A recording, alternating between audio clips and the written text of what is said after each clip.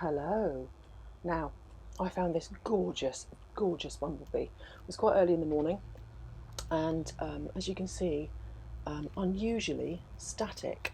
So it was haunched down onto a bramble flower, and I think it had probably been there overnight.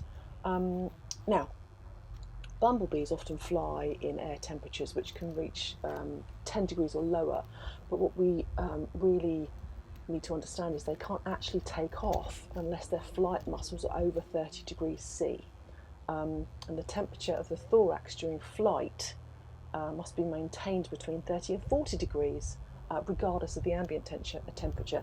Now, for a bumblebee and insects, they have got the head, the thorax, and the abdomen, so they are divided into three parts. So we're talking about the thorax, where the wings are actually attached to the thorax. Okay, so this little lovely is obviously just about to wake up. You'll see it starting to move in a minute. It will lift one, I think its antenna goes first, it lifts one of its legs up. There you go, legs gone there. The antenna will start coming alive, and we will see gradually that it will wake up. Unfortunately, we won't see it trying to pump. What it does to raise the flight muscle temperature is actually the bumblebee shivers, rather the same as we do when we're cold. And you can easily see it on grounded bees as the abdomen will start to pump to ventilate the flight muscles, and the rate of pumping gives you an indication of the temperature of the bee.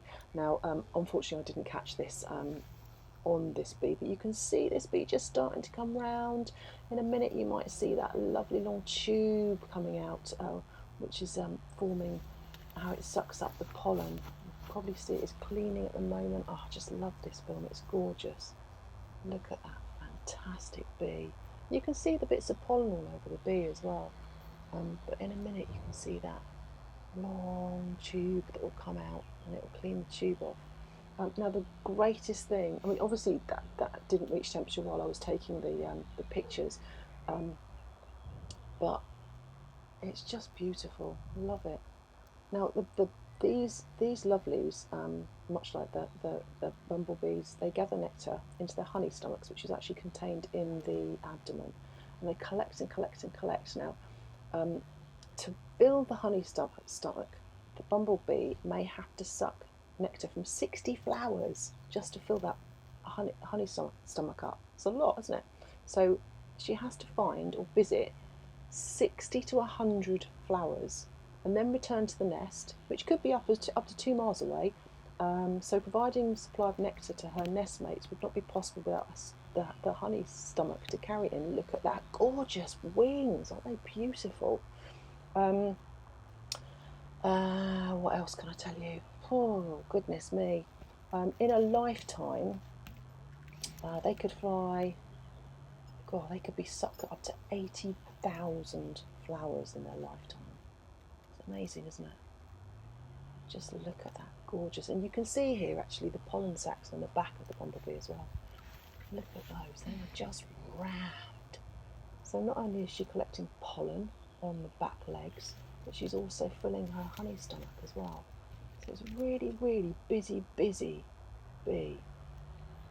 Look at that, she's just looking around very quietly. She's probably trying to get into position. She's going to actually, thinking about it, try and get to face the sun. It was quite overcast this day, so she's probably trying to get where the sun would be to try and warm herself up. As I said, I didn't get the pumping of the thorax to show you how they warm up. Oh, that's another thing I need to tell you now. The waist of a honeybee is very thin. You can't see it because they are so hairy, they're so fuzzy, you might not see them, but they've got the same shaping, if you like, as a wasp, so really thin waists. And if they get too hot, they have to cool down. And what they do is they pass their blood, if you like, through the waist and round the abdomen, and there are things called air sacs that sit inside their abdomen, and they fill these and they force the blood round there, and actually the heat escapes out of their abdomen, and that's how they cool down. Great, isn't it?